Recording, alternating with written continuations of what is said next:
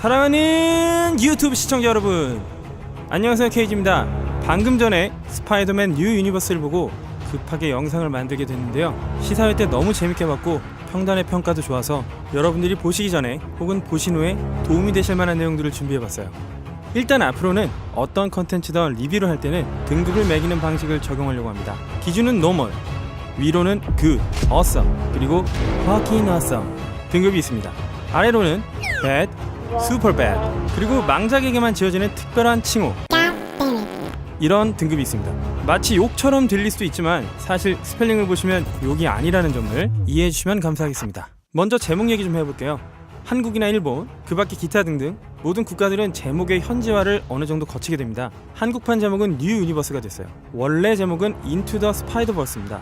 여기에는 완전히 다른 의미가 있는데요. 이건 제작사인 소니 픽처스의 포석이기도 한데 뉴 유니버스인 제목처럼 새롭다고 해버리면 이전 것들은 말 그대로 과거의 것들이 돼버리겠죠. 하지만 스파이더맨을 중심으로 한 멀티 유니버스, 즉 스파이더버스가 되면 기존의 것들을 현재의 관점으로 이해하게 됩니다. 과거와 미래, 현재, 그것이 뒤섞인 내용이기 때문에 굳이 텍스트를 줄이려는 의미 외에 왜 제목을 변경했는지는 잘 모르겠어요. 새로운 주인공이라기보다는 다른 세계의 또 하나의 주인공이라고 보면 된다는 거죠. 시간은 117분입니다. 약 2시간, 길다고 느끼겠지만 금방 가요. 제작비는 9천만 달러가 들었다네요. 한국 원화로 오늘의 전신 매도율을 적용하면 1,015억 2천만 원입니다. 이건 이베이에서 찾은 건데요. 예전에 고담에서 조커가 태웠던 돈더미 기억하시죠? 이거 이베이에서 경매로 팔았더라고요. 인트로를 보게 되시면 파스칼 픽처스라는 로고가 나옵니다. 이 회사에서 손댄 작품들 나열해볼게요. 스파이더맨 홈커밍, 베놈, 스파이더맨 뉴 유니버스. 사실 이 회사 시작은 이 작품으로 했습니다. 이 회사의 대표는 에이미 파스칼입니다. 얼마 전까지 소니 픽처스의 공동 회장이었어요. 마블 영화 만드는 케빈 파이기랑 홈커밍 관련된 인터뷰하다가 자기네가 만드는 거에서도 피터 파커가 나온다고 했고 케빈 파이기가 되게 벙쪄했었던 게 기억나네요. 한마디로 마블 시네마틱 유니버스와 연관이 있다고 말한 건데 그걸 케빈 파이기도 정작 몰랐던 거죠. 도대체 스파이더맨을 양쪽 회사에서 얼마만큼 표현할 수 있는지는 얼마 전에 나온 영화인 홈커밍과 곧 여러분들이 보실 뉴 유니버스를 통해 대충 가늠하실 수 있을 겁니다. 누가 진정한 주인일지는 아직 모르겠어요. 사실 양육권은 둘 다 갖고 있는데 애가 엄마를 좋아하는지 아빠를 좋아하는지는 알 길이 없는 거죠. 원작과의 연관성이요? 당연히 있습니다. 하지만 원작을 다 알고 볼 필요는 없어요. 마블의 스파이더맨 홈커밍도 잘 됐죠. 소니도 그렇습니다. 스파이더맨 같은 캐시카우를 내버려둘 리가 없겠죠. 얼마 전에 플레이스테이션 4로 스파이더맨 게임을 냈고 엄청나게 메가히트를 쳤거든요. 집에 만약 플레이스테이션 있으시면 꼭 해보시고요. 없으면 빌려서라도 아니면 사서라도 꼭 해보시길 권합니다. 자, 그럼 먼저 개념 정리부터 하고 넘어갑시다. 그냥 우리가 사는 세상을 우주라고 봅시다. 근데 다른 차원의 여러 개의 우주가 있고 그 우주에 각기 비슷한 존재들이 살고 있는 겁니다. 거기에 스파이더맨을 뿌리면 스파이더버스가 되겠죠. 이게 원작 세계에서는 역대급의 재미를 선사했던 크로스오버예요. 만약에 라는 식으로 말도 안 되게 마구 섞어버렸는데 걸작이 된 거죠. 애초에 덕심을 자극하려고 엄청난 축제를 벌인 겁니다. 이걸 벌인 아저씨는 댄 슬롯이라는 사람이에요. 이 사람 얘기는 나중에 기회 되면 하자고요. 그냥 다른 우주가 있고 그 우주에 비슷하지만 다른 존재들이 살고 있는 겁니다. 이렇게요. 양자론이라는 게 한동안 마블 세계에서는 만병통치약으로 쓸 거니까 각오는 단단히 해두시는 게 좋습니다. 뭐 꼬이면 누구 출연시키고 다른 우주에서 왔다고 하면 장땡이에요. 그런가 하면 현실 세계랑도 크로스오버를 합니다. 우리가 봤던 SNS 사진이나 코믹북 세계관이 이 안에서도 그대로예요. 우리가 살고 있는 바로 이 세계에 스파이더맨도 함께 존재한다는 느낌을 애니메이션을 통해서 받을 수 있다는 거죠. 스토리 얘기를 안 할 수가 없죠. 히어로들은 두 가지 부류가 있습니다. 자기가 원해서 스스로 히어로가 됐거나 선택권 없이 히어로가 된 사람들. 또 능력이 거대할수록 당연히 그렇게 되겠죠. 선천적인 게 후천적인 것보다 강할 수밖에 없습니다. 애초에 그렇게 태어난 사람과 자기가 하고 싶어서 하는 사람, 그리고 멀쩡하다가 운명적으로 꼬인 사람이죠. 전 이 작품을 통해서 두 가지 대사가 기억이 납니다. 큰 힘엔 큰 책임이 따른다. 그리고 모두를 구할 수는 없다. 더 이상 얘기하면 스포일러 같은데 그 책임과 갈등이 원래 스파이더맨에선 늘 중요했습니다. 누군가 희생되고 주인공은 각성하거든요. 사실 이런 게 다 그렇죠. 일본 왕도 배틀물이던 미국 히어로물이던 이게 어떻게 보면 미국 왕도 배틀물이니까요. 스토리는 희극과 비극이 적절하게 섞여 있습니다. 동기부여와 전개감도 충분하고요. 슈렉2의 각본가였던 밥 퍼시게티가 연출했고 각본은 필로드랑 크리스토퍼 밀러가 썼습니다. 어떤 각본을 썼느냐? 이런 겁니다. 적절하게 유머를 녹이고 주인공을 핀치에 내몰고 결국에는 모든 걸 극복한다. 가모죠? 아무튼 스파이더맨의 세계관을 충분히 아는 사람이나 이제 스파이더맨을 좋아하게 될 뉴비 모두에게 적절합니다.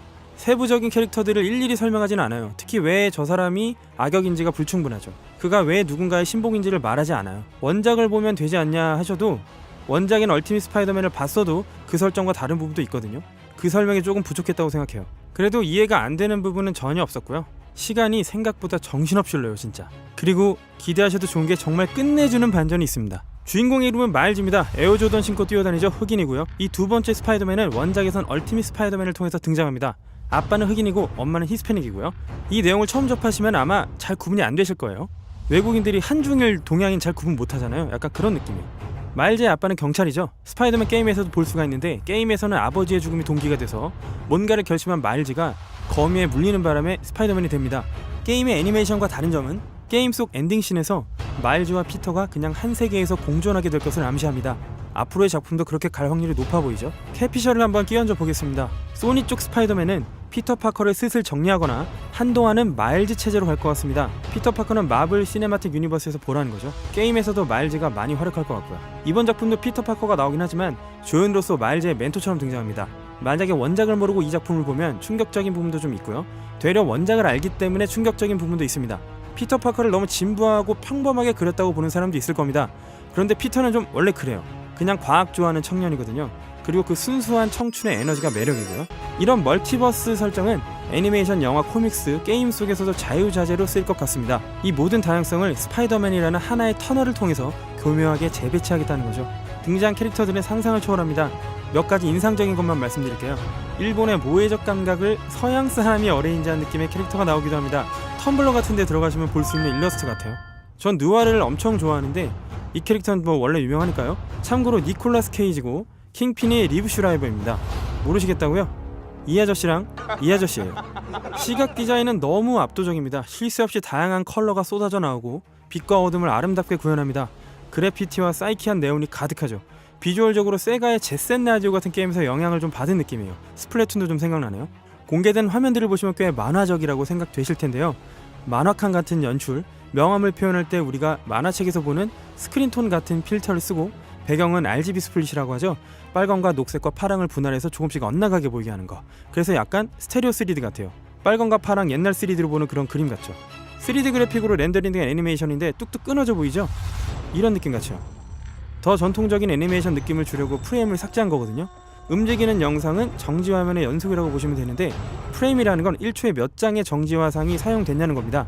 이건 다른 애니메이션이나 영화보다는 훨씬 프레임을 덜어냈습니다. 어떻게 하면 리얼하게 표현할 수 있을까 보다는 어떻게 하면 움직이는 코믹스처럼 표현할 수 있을까를 고민한 것 같습니다. 실은 이 얘기가 하고 싶어서 이 영상을 만든 것 같은데요. 이건 마블 계열 영화와 애니메이션을 통틀어서 최고의 사운드 트랙을 갖고 있습니다. 일단 뉴욕지리 좀 보고 가시죠. 뉴욕은 사실 엄청 크죠. 하지만 우리가 아는 뉴욕은 이 정도쯤이고요. 맨하탄이요. 바로 이 아래쪽이 브루클린입니다. 이마저도 상당히 큰 편이고요. 중요한 건 브루클린과 맨하탄은 다른 지역이라는 거죠. 뉴욕을 배경으로 한 작품들은 이 두 지역 색의 차이를 보는 재미도 좀 있는 것 같아요. 아무튼 브루클린의 느낌을 음악으로 완전히 뽑아냅니다. 일단 펑키 소울의 대부 제임스 브라운부터 포스트 말론, 릴 웨인, 타이들라 사인, 제니아 팍스, 주스 월드, 투트모세, 아미네까지 외에 다수가 참전했고 블랙 아이시우스, 게토 피라모닉, DJ 섀도우, 정글 브라더스, 블랙쉽, 런 DMC, 그리고 대망의 더 노토리어스 비아이지의 힙노타이즈까지 이스트 코스트의 힙합 마스터피스가 정말 죽입니다. 이 영화를 보고 꼭 사운드 트랙을 사세요. 절대 후회하지 않으실 거예요. 제가 들린 선에서 음악들 링크 찾아서 공유할 거니까 영화를 보시고 집에 돌아가는 차 안에서 한번 들어보세요. 이게 세인트 엘모의 열정이라는 영화의 OST였는데 전 되게 반갑더라고요. 아무튼 이 작품은 원작으로서의 확장성도 확보하고 감각적이고 환상적인 믹스 매치도 해냈습니다. 전 스파이더맨을 다른 히어로 캐릭터보다도 특히 좋아하는 경향이 있는데 이유가 뭐냐면요. 스파이더맨은 코믹스, 영화, 게임, 애니메이션에서 걸작 멀티버스를 완성한 최초의 히어로가 아닐까 싶거든요. DC라면 유일하게 배트맨 정도가 있을 것 같아요. 다른 히어로 캐릭터들은 게임 쪽에서는 일단 다 망했다고 보시면 됩니다. 전 히어로 게임들은 어릴 때부터 망작이 많아서 싫어했거든요. 뭐 이것도 나중에 기회가 되면 이야기해보도록 하죠. 아무튼 제 평점은 몇몇 소소한 단점에도 불구하고 난해함을 잘 엮은 스토리, 마일즈라는 캐릭터를 구축하는데 초반부터 공을 들이고 스파이더버스의 여러 스파이더맨을 혼란스럽지 않게 섞은 점을 말씀드리고 싶네요. 평점은 퍼킨 아썸입니다. 스탠리 형 돌아가셨는데 나오냐고요? 네, 나옵니다. 쿠키 있냐고요? 네, 있습니다. 심지어 후속편까지 확고하게 암시합니다. 엔딩 크레딧 영상도 감각적이니까 꼭 보세요. 과거엔 끝내주는 블록버스터들 많았죠. 터미네이터나 에일리언이나 스타워즈 같은 거요. 그 많은 게 다 오리지널이었어요. 스포이어로는 완전한 장르화가 됐고 이게 오리지널 블록버스터를 억제하는 건 아닌가 싶었거든요. 창작자의 수요가 아무래도 그쪽에 있고 돈도 많이 모이니까요. 심지어 인지도 쩌는 캐릭터도 애초에 있죠. 당연한 겁니다. 그래서 저는 앞으로 이런 믹스매치라면 얼마든지 대환영입니다. 그리고 마블 히어로 캐릭터들은 사실 토이 유니버스라는 게 있습니다. 캐피셜인데요. 그동안 마블 히어로 캐릭터들을 주제로 한 장난감들 말이죠. 이 작품 안에서도 몇 가지가 나옵니다. 이거나 이거 같은 거요. 나중에 한번 이 토이 유니버스라는 개념으로 재밌는 영상을 만들어 볼까 합니다. 지금까지 스파이더맨 뉴 유니버스에 대한 얘기를 해봤습니다. 영화 본편 재밌게 보시고요. 제목 하단 링크에 있는 유튜브 오디오 링크들을 클릭하시면 OST를 들으실 수 있습니다. 재밌게 보셨다면 구독과 좋아요 그리고 댓글 부탁드리겠습니다. 지금까지 케이지였습니다.